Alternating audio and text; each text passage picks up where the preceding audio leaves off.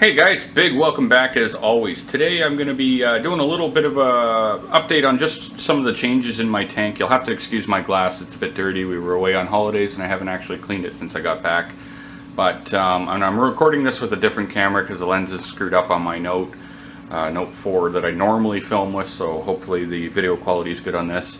I've had a few things that I've added that I didn't update a few weeks ago, and then today I went out and bought some more stuff, so I want to kind of show you guys what's going on, and hopefully you guys are happy. I'm happy with it anyway.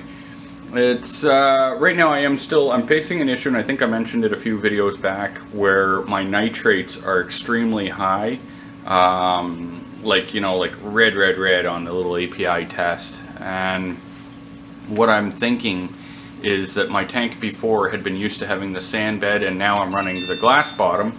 Sorry, we got a dingle-lingle there.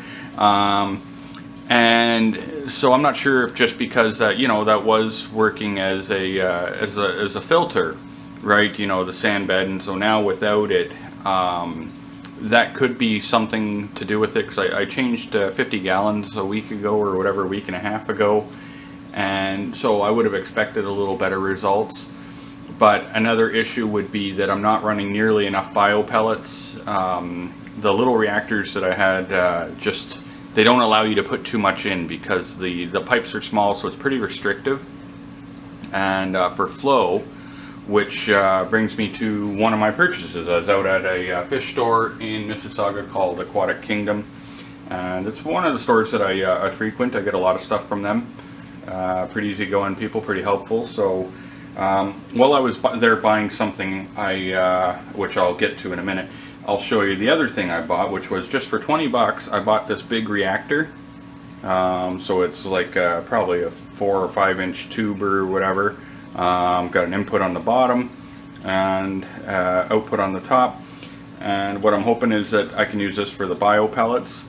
Should be good. I may have to do some modifying, but I'm not really sure what this reactor was for, but it should do.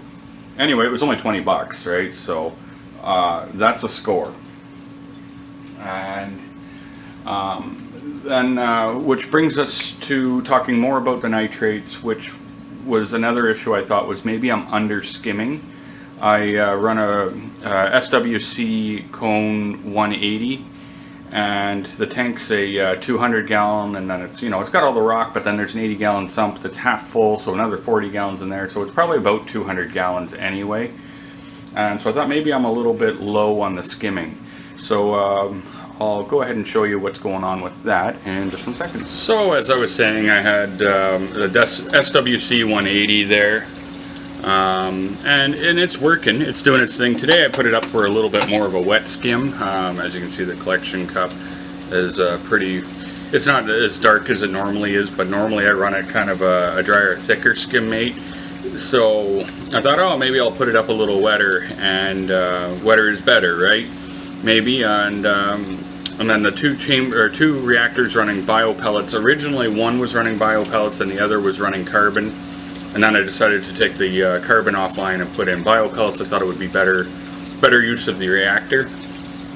But this is where I run into the problem. Is these little pipes are so restrictive. They're not very big in relation to the pump. Let me see if you can see the pump down there. That's like a return pump that actually, could pump water up to the main display, but it's knocked down to this little, I don't know what that is, 3/8 line or whatever. So I thought that might be an issue. So that's why I wanted the bigger reactor, so I can plumb it in for a bigger line, because the pump can handle it. So that's going to be one thing I'm doing. And then we're back to the skimmer, which was, like I said, it's a 180, it's a 200 gallon tank, and then, I thought maybe I've got a lot of stuff in there, maybe I'm just running it to a little small. Maybe I needed something. You're always supposed to go +1 on your skimmer, so let me show you what I got. So here, because I was happy with my SWC, I decided to get another SWC, and this is the SWC 230. So it's, 50 gallon increase compared to the old one. It's brand new. It was an open box special. And Aquatic Kingdom, they actually have really good sales for certain things at certain times. So this skimmer was 35% off, but they had actually had a bit of an error in some pricing yesterday. The fellow I was dealing with, I think he had looked at the price of my current one, and so he said on sale it would be $227. And so when I went there to go get it, I was thinking I was getting a $230, but it was actually the $180 that was on sale for that price. And so when we saw that it was an error, it was going to be $325 for this one on sale, and I was contemplating getting it anyway. But when it comes to good customer service, the guy actually said that it was their mistake. He believed me because I knew the price they had quoted me, and he said, I'm just going to give it to you for that. So that was actually really nice of them. And that's a good sign of customer service, you know what I mean? It's I wasn't going to push the issue because I understand mistakes happen, but I really appreciate that they did that, and that saved me some money. So I got that for $227 plus tax, and then $20 for the used reactor. So that's great. I'm really happy about that. And you know, if you need something, definitely it's a good place to swing by, and it's good because there's actually like 4 stores right in that area alone, and they're actually going to be letting me film there in the future when I get my my Osmo. If Santa brings it to me, my DJI Osmo, I'll be heading out there for recording their store. They had actually told me a year ago I could. I never did it. So I was talking to them yesterday about it, and that'll be on. We're going to do it, but I want to wait for the Osmo.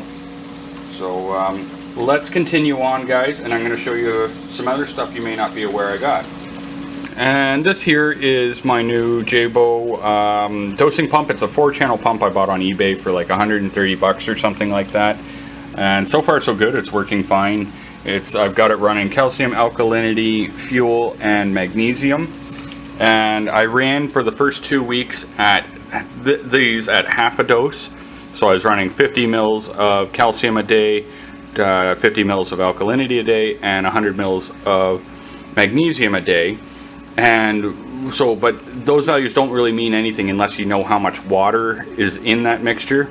And so the calcium, say, has 20 teaspoons per 1500 mils of water, because the container I bought for it, which is right here, I got this from fragbox.ca, just a really nice little dosing container, and it keeps the you know, the supplies or whatever, the elements all nice. So calcium, alkalinity, magnesium on the end, and there's my thing of fuel.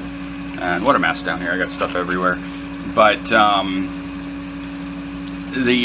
these containers, the top line is 1500 mils, so then on my bucket of my juice jug that I use, I marked off 1500 mils, measured it out with a measuring cup, drew a line on it. So now I know that I can put 1500 mils of RO water into that, and then mix it up, put in the appropriate amounts, 40 tablespoons of magnesium, which is 0.8 of a cup, and the alkalinity, it's 10 tablespoons, and 20 for calcium. So there's my supplies up there, and I know these sound like big numbers, but clearly it's not overdosing. My alkalinity as of yesterday, or this morning, sorry, was 9.3. Calcium was 400, and magnesium was 1110.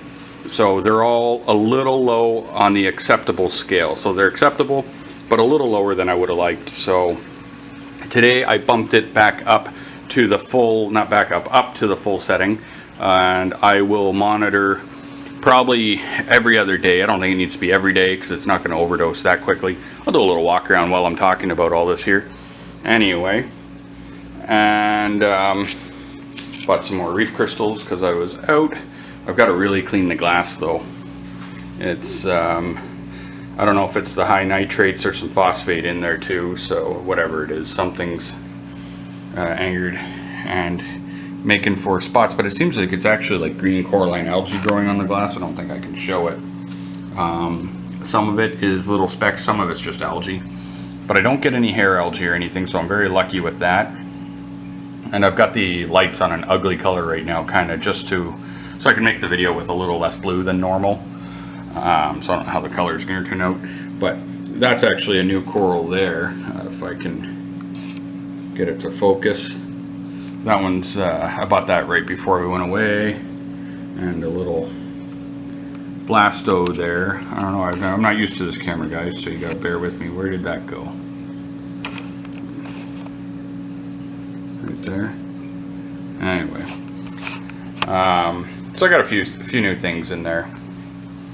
And that, I think, should wrap up the update, guys. I'm gonna get this all cleaned up. I'll get these things all running, get the reactor going. If I just gotta, you know, figure it out, get that going. I'll swap that skimmer out tonight, and I'll post a update. Give me a week or so, and I'll do an update, and I'll let you guys know about my levels with that dosing regimen.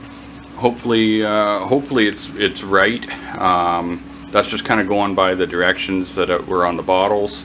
So, like, you know, trying to upscale them to what I needed. So hopefully I haven't done that wrong, but we'll know. I took it slow, and that way I'm not rushing anything, and we'll see how it goes. Alright guys, thanks for watching. Hopefully I've made a subscriber out of you if you haven't already, or at least earned a like. That would be great. Thanks for watching, and we'll see you guys next time.